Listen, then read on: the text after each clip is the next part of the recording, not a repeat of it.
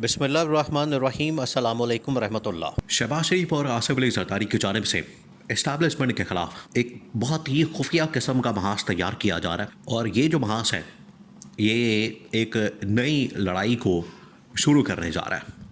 क्योंकि शहबाज शरीफ आसिफ अली जरदारी को इस बात का आइडिया हो गया है, उन्हें इस बात का अंदाज़ा हो गया है कि आने वाले दिनों में हमारी मुश्किलात में इजाफा होने वाला है और हमारी गवर्नमेंट को, हमारी हुकूमतों को, हमारे ओहदों को, हमारी वजारतों को, हमारी लूटमार को ख़तरात लाहक हो गए हैं और हमें बार बार एक ही पैगाम दिया जा रहा है कि अपने आप को ठीक करें, अपनी याशी ख़त्म करें, अल्लल तल्लल ख़त्म करें, मैशत ठीक करें, परफॉर्मेंस दें, कारकर्दगी दिखाएं।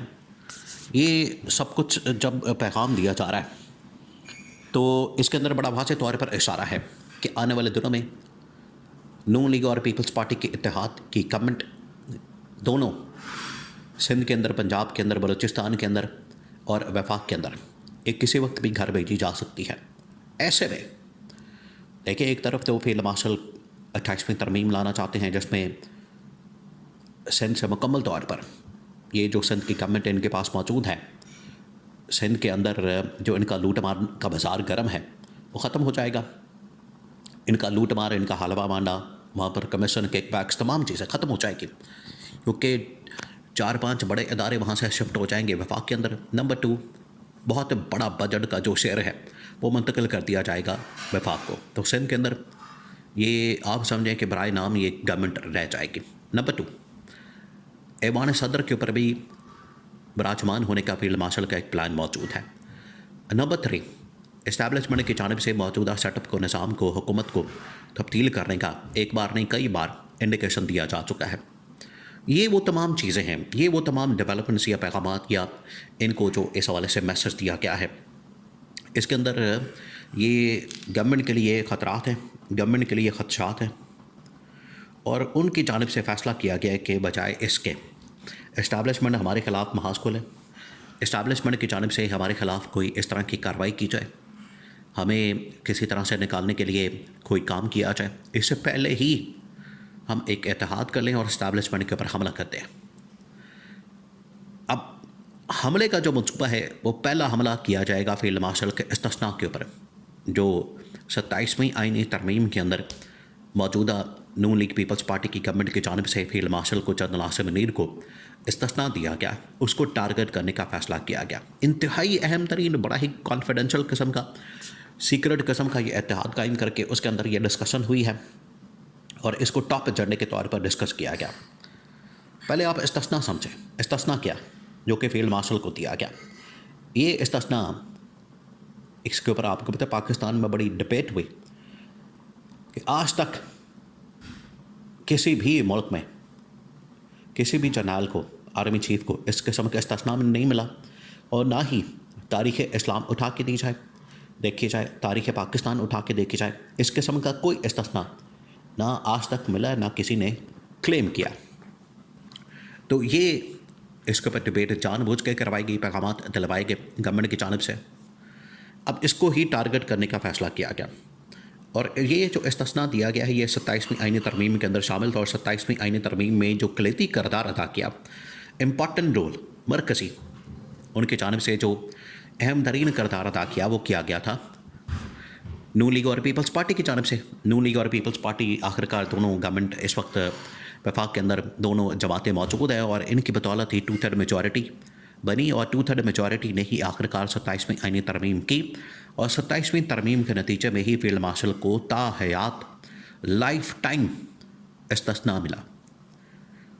और ये इस्तिस्ना ऐसा इस्तिस्ना है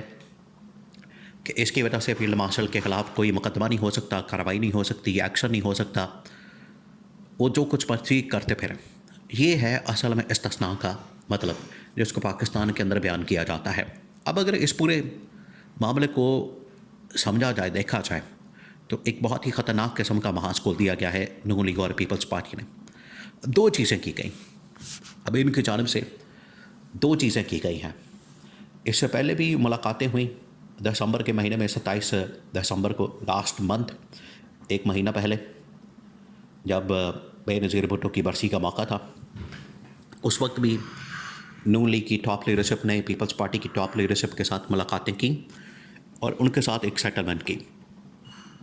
वो 50% काम हुआ था, अब सेटलमेंट का जो है 100% काम कर लिया गया है और उसके अंदर ये तय किया गया है, उसके अंदर ये दोनों जमातों की टॉप लीडरशिप ने फाइनल बिल्कुल इसको पहुंचाने के लिए नवाज शरीफ और दूसरी जानिब पीपल्स पार्टी में आसिफ अली जरदारी को भिजवा दिया गया है कि अब हम इसके ऊपर एग्रीमेंट करने जा रहे हैं। एग्रीमेंट ये है कि एक तो हमने 28वीं तरमीम को लाने नहीं देना, 28वीं तरमीम आएगी तो हमने किसी सूरत भी उसके अंदर जो 18वीं तरमीम है इसको छेड़ने नहीं देना। इसके साथ किसी किस्म की छेड़छाड़, इसके साथ किसी किस्म की कोई तब्दीली, इसके अंदर तरमीम हमने बिल्कुल नहीं होने देना, क्योंकि ये नून लीग को भी इस हवाले से कायल किया गया है कि अगर आपका सर्वाइवल है, अगर आपने अपना एम्पायर खड़ी करनी है, अगर आपने इस निज़ाम से फ़ायदा हासिल करना है, लूट मार करनी है और अपने इक़्तिदार को तूल देना, तवान देना, तो वो तभी उसी सूरत में पॉसिबल होगा अगर आपके पास पंजाब की गवर्नमेंट होगी। पंजाब की एक बहुत ही आप कह लें कि लुक्रेटिव किस्म की, यानी बड़ी मालदार किस्म की, फाइनेंशियली बहुत ज़्यादा मजबूत और ताकतवर किस्म की गवर्नमेंट होगी। पंजाब का बजट आपके पास होगा अरबों रुपए का, वहाँ से आपके पैसे बन सकते हैं। और अगर ये तमाम अरबों रुपए के अंदर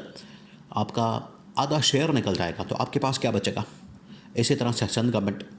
तो दोनों हुकूमतों ने इस बात के ऊपर, पार्टियों ने इत्तेफाक किया है कि हमने 28वीं तरमीम के अंदर 18वीं तरमीम को हाथ नहीं लगाने देना। दूसरा ये कि अगर हमें ज़रूरत पड़ी तो फिर हम ये इसके अंदर इस्तिस्ना को उड़ा देंगे और इस्तिस्ना को इस तरमीम के अंदर शामिल करके इस्तिस्ना को ख़त्म कर दिया जाएगा। ये अब थ्रेट बहुत बड़ी एक फील्ड मार्शल के लिए, इस्टेब्लिशमेंट के लिए इनको दी गई है।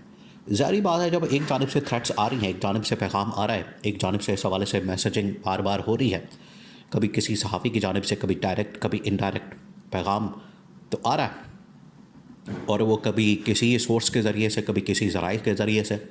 कभी किसी अखबार के अंदर, टीवी चैनल के अंदर, कभी किसी व्लॉग के अंदर ये पैगाम मुसलसल आ रहा है। तो नून लीग और पीपल्स पार्टी ने फिर ये हतमी फ़ैसला किया कि ठीक है, हम भी फिर अपनी ये इस हवाले से मीटिंग करते हैं, मामला तय करते हैं, सेटिंग करते हैं और हम इस्टेब्लिशमेंट के ख़िलाफ़ महाज को देते हैं। तो यहाँ से आप समझ सकते हैं कि अब महाज राई जो इनके दरमियान वन फेज का सिलसिला एक तो ख़त्म हो गया, नंबर 2 महाज राई का सिलसिला शुरू होने वाला है, आने वाले दिनों में बहुत दिलचस्प सूरत हाल पैदा होगी। और नंबर 3,